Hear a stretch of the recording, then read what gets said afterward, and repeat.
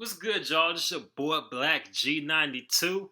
Right back on y'all with another reaction video. But before I do that, I like to thank everybody that been sending me comments, like showing me love as far as my recent Portishead reaction videos, just telling me how much they enjoy them and such, and how they enjoy it. Like people like myself discovering like more songs made by them and such, and which I definitely enjoy. No, greatly, man. As you've seen on the reaction, I greatly enjoy them, and looking forward to getting more requests. Just keep on coming, and I like to thank y'all as well as the other subscribers, which is will total 80 subscribers in total, man. I like to appreciate y'all from the bottom of my heart, man, because without y'all, man, probably wouldn't have even got to this point, and it's only gonna be up from here, and who knows, we might get up to maybe 1,000 or maybe even 1,000,000 by freaking 2020 or 2021, whatever comes first. So we're gonna keep this hustle on, man. Just gotta keep on grinding, and I just gotta keep spreading the word, and I'm gonna keep on delivering this good content, man.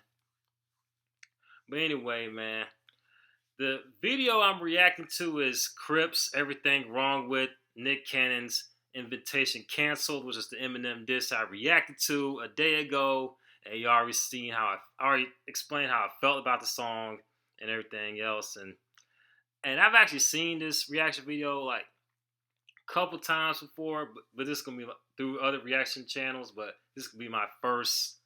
Like, I ain't gonna say my first. I'm gonna add my own 2 cents to it. Y'all gonna see how I feel about it on your screen, so let's see if this little Everything Wrong with video still holds up in 3, 2, 1, and see how much of a fool Nick Cannon is by doing this shit.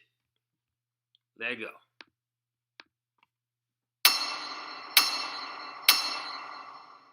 Invitations canceled. A third diss track response, despite there not being a diss track to respond to. I feel like Nick is just trying to find a sneaky way to get Eminem to sing one of Mariah Carey's songs without him actually wanting to.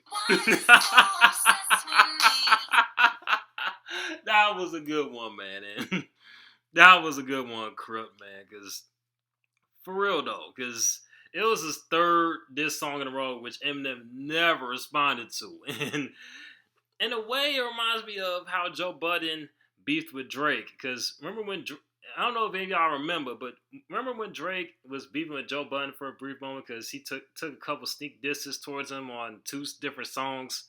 One was Drake by himself, and one he was featured on French Montana's joint. And then Joe Budden dropped a bunch, I think about 4 diss records, and Drake never responded. But the only difference is with this situation, Joe Budden is actually talented. And I think Drake made the smart move of not responding because Joe Budden would have watched Drake before Pusha T did. But Nick Cannon, though, on the other hand, is whack as shit and an extremist at that. And I may have spoiled it, but let's go ahead and finish watching this. 1 minute and 54 seconds of Nick Cannon playing clips of Eminem dissing him and Mariah in various songs, accompanied by Dr. Dre's voice saying, "Here's what they think about you," a whopping 27 times! Ain't it, man? Like, that's how I felt when I saw the video for the song, man, because it kept on going on and on for damn near 2 minutes, like 1:21, like going on 2 minutes, and I was sitting there thinking, Nick, rap. Like, goddamn, we understand the whole this. We understand you're trying to build hype. Like, you're gonna drop the best diss record of 2019, which ultimately did not work at all. But man, it was just kept on going. Like, and the rapping didn't even start yet. But I'm glad Crypt made note of this, man. It was worthy of 29 cents for real. Oh yeah. It ain't over, motherfucker. Nick copies the intro to Ice Cube's No Vaseline, hoping that if he uses the same formula, his diss will have the same impact. But he's wrong. Very hella wrong. Here's Nick changes the pitch of Eminem's voice to avoid copyright issues, yet he copyright claimed my video on his song when I did the exact same thing to avoid copyright issues. So 5 cents, fuck you. Nick has officially run out of ideas to diss Eminem on, so he pulls the race card and tries way too hard at it. Black power fists in the background? Check. Sporting a sweatshirt of a historically all-black college? Check. Theoretical book about how white people are naturally supremacists and subconsciously hate black people due to their genetically inferior DNA? Check. I understand race is an easy approach to take it. Thank you, man. I agree, man, because he tried way too hard to make it a race issue, and it just ultimately backfired. Like, for real. I thought, and when I saw other people saying, like, pointing this out, I knew I was the only one that noticed that shit, because Nick tried way too hard to act like he was just standing up for our right, standing up for our people and shit, which he really was. He was just doing this for his own self-benefit, and he made himself look stupid, especially in the light of his white cast members. I wonder how they feel about it. That's like, I wonder if they thinking like, hold up, this how you feel about us, Nick? Like, damn, we get you have your beliefs, but shit, that's probably what they thinking right now. And like, that was just a slap to the face of people that's actually for civil rights, like the black fist in the background and the book and everything. This battle when it's 2 different races, but Eminem of all people, has he seen his entourage? Dr. Dre, 50 Cent, Royce the 5'9", Crooked I, Jay-Z, Proof, all of D12. I'm pretty sure Em is more respected in the black community than Nick Cannon ever will. Nick then smirkingly flashed. Thank you, man. Like, and to think that there's people that actually are backing or saying they're Team Nick in this shit because of this shit, because of this fucking video, like, it baffles me. It's like, y'all even seen who's Eminem's entourage is? Who's his best friends are? His childhood friend from high school was Proof, who by the way, rest in peace, was there during the beginning. And 50 Cent, like, always gives props to Eminem everywhere, every chance he gets. Like, say, hey, and my boy and such. Like, 50 wouldn't be doing that if he didn't actually fuck with Eminem on that level. You feel me? And not to mention, Eminem gave 50 Cent a second chance at a career after he got dropped from Columbia Records. So when I hear Nick motherfuckers trying to just making him out to just be this hateful person, it just fucking, like, looks ridiculous. You know what I mean? Because, like, Crypt the show, like, look at all the black folks he cool with. You know what I mean? That generally fuck with him. You know what I mean? And granted, like, this man got, and Crypt is right though, because he got a lot more respect than Nick Cannon ever would have in hip hop, for real. Like, when it comes to lyricism, like, but look at this shit. This page from the ISIS papers. The book itself is a very pro-black movement that equates white skin as an albino deformity of black skin, but on this page specifically, it shows symbols of male genitalia and a gun, and in this book, the author talks about how white people subconsciously use guns as symbols to make up for their smaller penises in comparison to black penises. It's a cool idea and all, and almost a really good diss, but this is a theoretical, opinionated book that has several holes in its plot. It says some pretty outlandish things about white people and their subconscious and how people of color can't be racist, and changes the term of racism completely from the scientific definition. It's a very one-sided argument book that fits in Nick's narrative perfectly. It would be like Eminem responding holding a book that talks about how black people are subconsciously doing something in reference to white people because that's the author's specific belief system. It's a very interesting read though, but it shows how Nick is trying way too hard to make this a race issue. Fuck, that was way too nerdy for this video. And I like to say something else. I know I've been pausing this video quite a bit, but I like to say something else as well. Like, now, and the breakdown, everything wrong with, like, kind of pauses to show what's actually in it, and I had no idea that's what it showed as far as the whole penis thing, compensation for small penises thing. Like, I had no idea, and I actually did a quick Google search on the ISIS paper. I read up on the little bit of information I could find, and it's definitely how it's described in this video. Like, very just opinionated and just, you know what I mean, very extreme in his views. And like, I might give it a little quick little look through, probably one of these days, just to see for myself.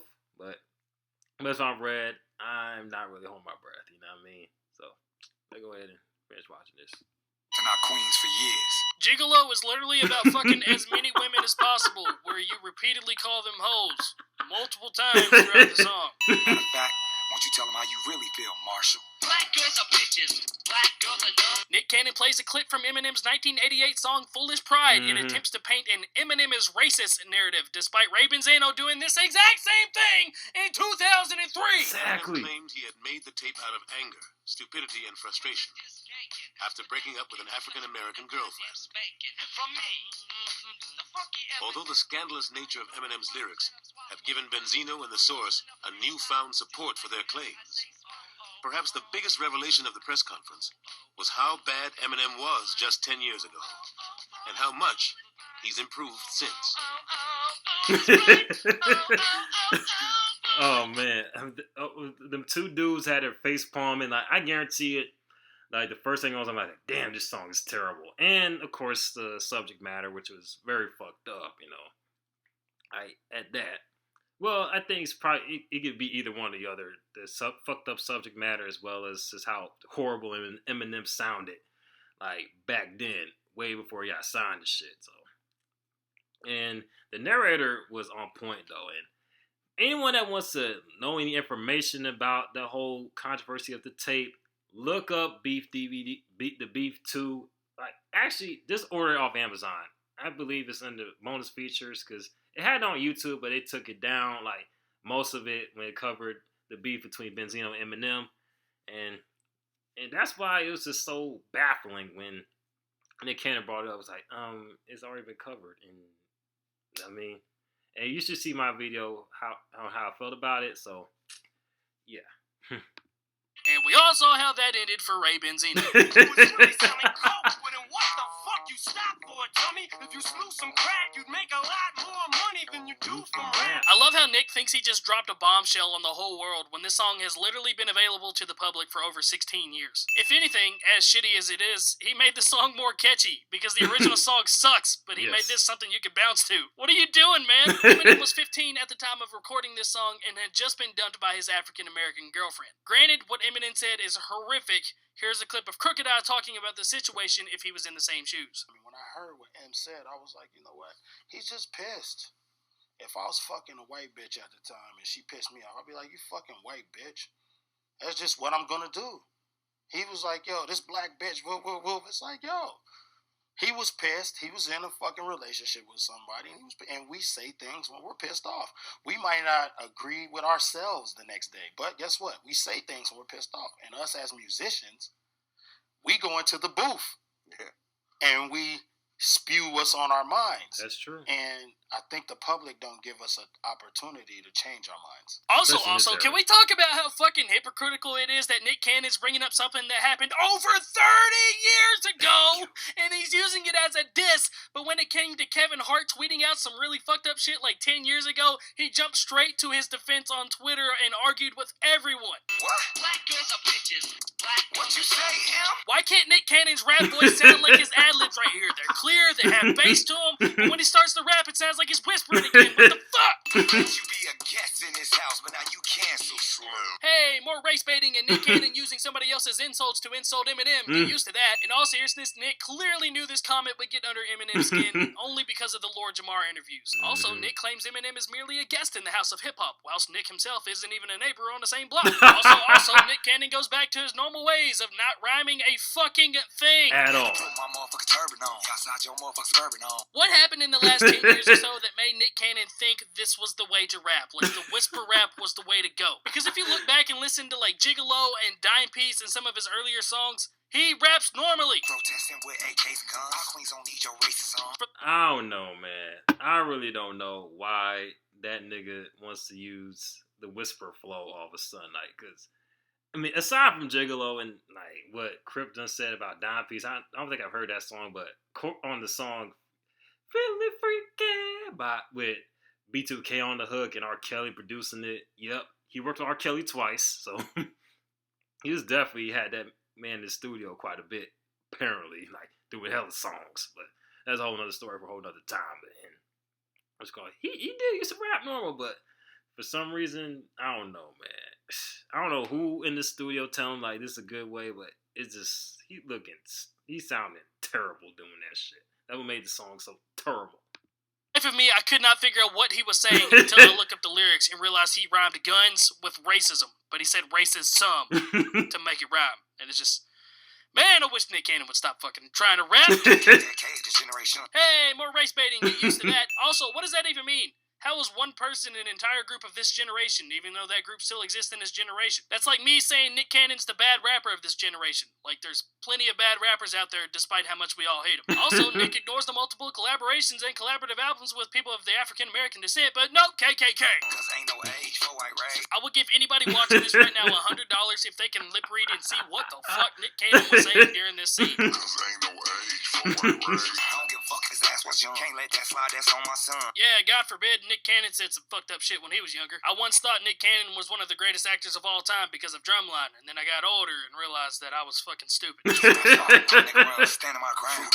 According to the Gospel Coalition for the Nation of Islam, a member of the Fruit of Islam is supposed to be respectful to all, regardless of color. Paper, you racist. I see why you hate us. Nick Cannon has literally brainwashed himself with this theoretical, opinionated book. Nick tells Eminem to read this book to see that he's racist, but this book's main point is that white people are subconsciously racist due to white supremacy. Therefore, he's always going to be racist. Despite his actual racist comments, he's still going to be racist no matter what. Goddamn right, yeah, I'm on one. Nick has spent a decent amount of bars referencing his Islamic faith, but then proceeds to casually drop God, which is an impermissible phrase in the Islamic faith and one of the worst things you can physically say in the religion. Christopher Columbus, hip-hop wish you discovered. Nick does his best Yoda impression and says the sentence completely ass backwards. Hip-hop wish you discovered. Rosa and Coretta, Asada and Loretta. What is going on here? Like, what is the point of this? Nick has become so enthralled with this race issue that he has forgotten why he's dissing Eminem in the first place. It's because he said he had no balls. Basically. In case you forgot. Jamal told your ass you was a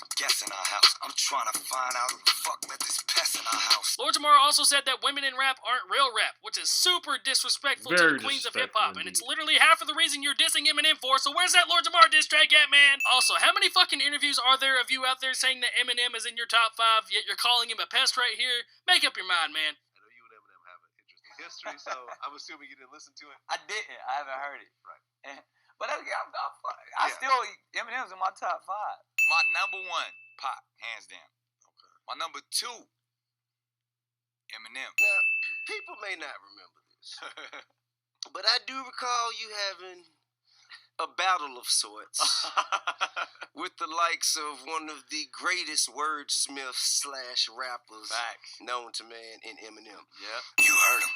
This is how you feel about us. We just gonna keep letting that ride? Well, everybody else heard it 16 years ago, and you've been letting it ride since, so I don't see why you wouldn't let it go on a little bit more. Also, need I remind you, it was 30 years ago! Also, in the song, Eminem said black girls are bitches and black girls are dumb, and then Nick says, you heard what he says about us, so is Nick admitting to being a girl right now? You racist, I see why you hate us. Black girls are bitches. Black girls are dumb. This is the second pre-chorus and the third chorus, and Nick says more words in the pre-chorus than he does in his actual verses, and Eminem says more words than Nick Cannon altogether.